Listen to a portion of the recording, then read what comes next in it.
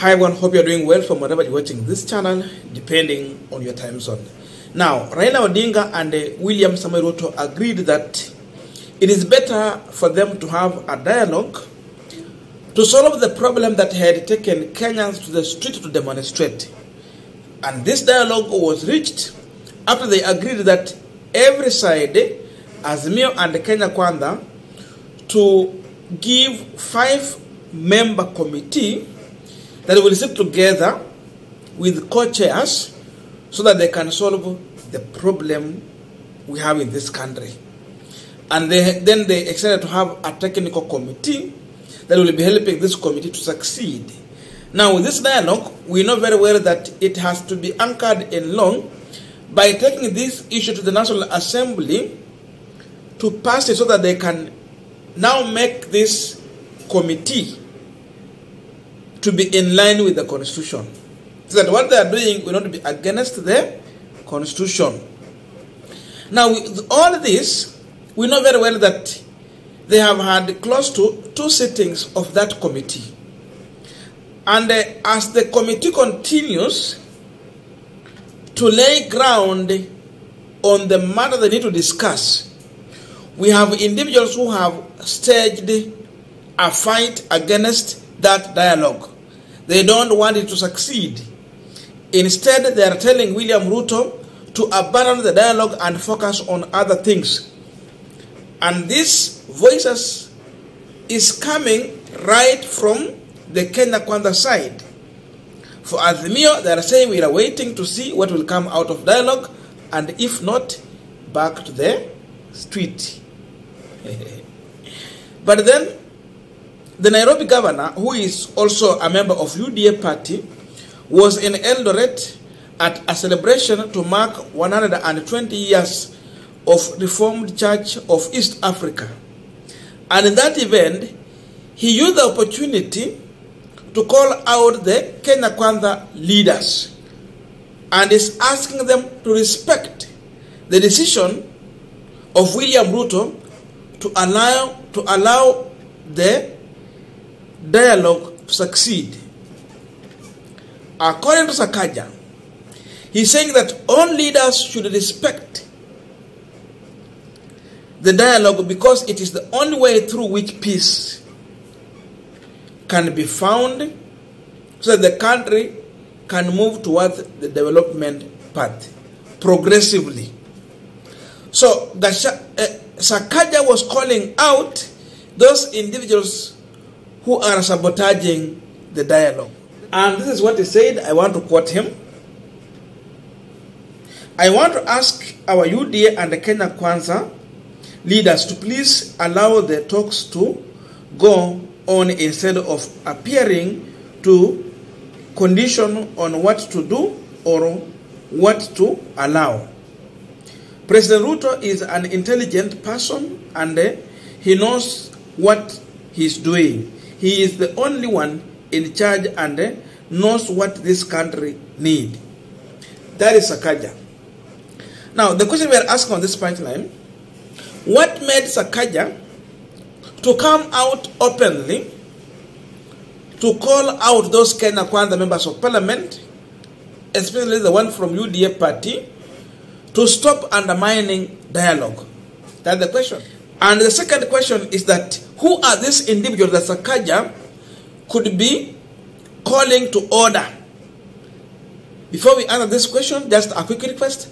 For those who are watching and you have not yet subscribed, please consider subscribing.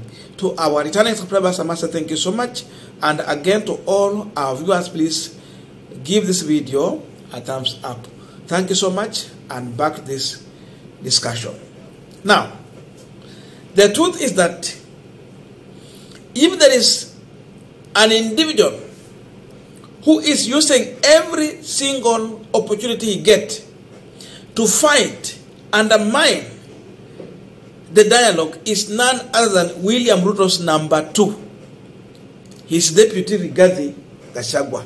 That is the man I believe Sakaja is addressing.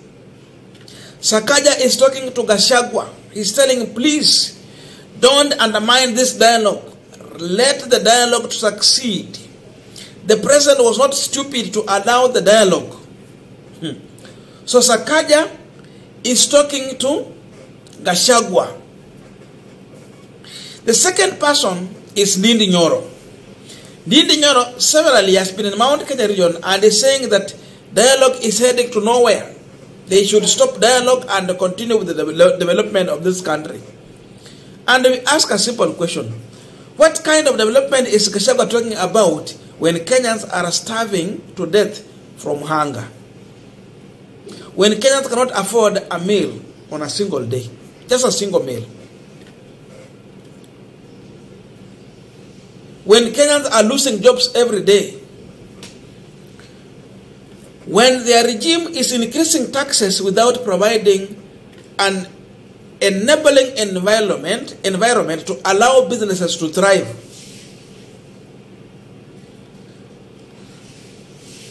So with all this, these individuals have been fighting the dialogue. And some other members of parliament from Mount Kenya region, including, for example, Gachagwa's home senator, Senator wa Nyeri. All of these individuals have been fighting the dialogue. They want it to stop. But Sakaja is telling them that Ruto, in his own wisdom, he had a reason to allow dialogue to continue. He had a reason to listen to Raila Odinga. And above all, Ruto is the man who will take responsibility if this country is going to fail, not Gachagwa. Sakaja anaambia Gachagwa, kaa kando. You will never take responsibility Kenya ikianguka. The man who will take responsibility is Ruto. So stop undermining William Ruto's decision to talk to Raila Odinga and the Azimio side. Now, number two, the reason why Sakaja is pleading with the Kenya Kwanza to allow dialogue is because Nairobi is always affected immensely. Not in a good way, but in a bad way. Not positive. Nairobi is affected negatively. Sakaja is unable to collect revenues because the business are always brought to a standstill. No operations at all, and that means everyone closing their business because we have demonstrations going on. Dialogue came because people were on the street demonstrating. And because they were demonstrating, there was no way Ruto would govern this country when people are on the street crying. So to remove them from the street is to have a dialogue, and through the dialogue sort out their problem. So Sakaja is affected in a big way. That means they cannot collect revenue. Then there is destruction of infrastructure in Nairobi. Because of that, it is the duty and responsibility of Sakaja to make sure that Nairobi is developing. Nairobi is the face of this country. Nairobi infrastructure is elevated more than any other city in this country. So Nairobi iko kwa kubishana ama inafaa ikuwe kwa level of international cities.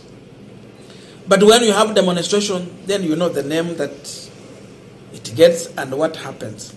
Because of this, Sakaja would want dialogue to succeed. Number three, Sakaja has been a sympathizer of Azimio. And the reasons are obvious.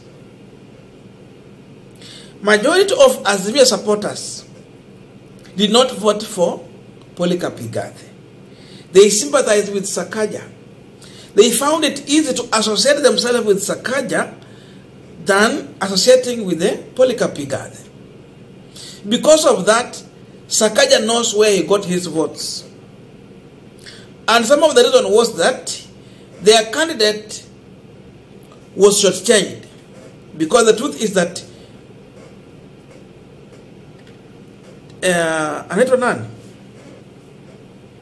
Honorable Tim Wanyonyi was the best candidate for Azimio and ODM party to run for Nairobi gubernatorial seat. Seat. But because he was shortchanged, and many people knew that indeed, in this game, Luyas have been sidelined in Azimio. They decided that it is better they stand with the Sakaja, because the only position yenye ilikuwa ina elevate wa Luya yenye wangepewa ni hiyo ya kusema ya kwamba wakuwe na governor wa Nairobi. Sababu mambo ya presidency Raila Odinga alikuwa na yeye ndio anapata hizo kura zote. Kusema running mate Martha Karua Mount Kenya. You talk about Prime Cabinet Secretary Kalonzo Musyoka Lower Eastern. Lakini kura za Waluya ndio nyingi kwa kikapu ya Raila Odinga. Walikuwa wanaenda na nini nyumbani? Nothing. So ile nafasi tu yenye ilikuwa wapate ilikuwa hiyo. Na kwa sababu walinyang'anya wakaona okay, Sakaja ako hapa. So Sakaja knows that ako na kura zake kwa Azimio. Because of that, once you are being seen as a person who is fighting Azimio, Sakaja has to distance himself from those individuals. Lazima akuwe neutral to safeguard his vote. And that's why he is in disagreement with the Gachagwa, Ndii, Nyoro, and the likes.